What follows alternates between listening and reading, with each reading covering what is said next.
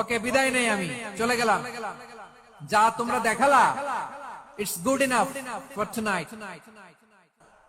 ওকে, খালাস, হবে না।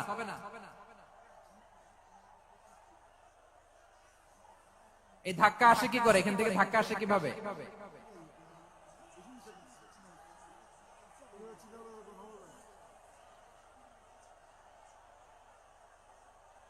কোরআনের মজলিসে এরকম ডিস্টার্ব করতো যারা আবু জাহেলের সাঙ্গপাঙ্গ এরা।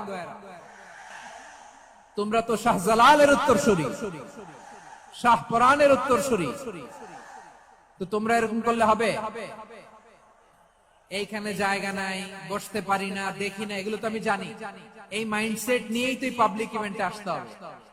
গত 2টা প্রোগ্রামে তোমরা দেখছো না কত লক্ষ লোক হয়েছে? ধাক্কায় অনেকে ব্যথা পেয়েছে, আহত হয়েছে। It's very common, very simple. এগুলো মাথায় নিয়ে আসতে হবে। আল্লাহর রাস্তায় আর কয়েকটা মিনিট, আর 2-1 মিনিট আমাকে দাও। বসো বসো বসো। এটা আমি এখন পরিকল্পিত কিছু হতে পারে এই ধারণাও করতে হবে আমাদের।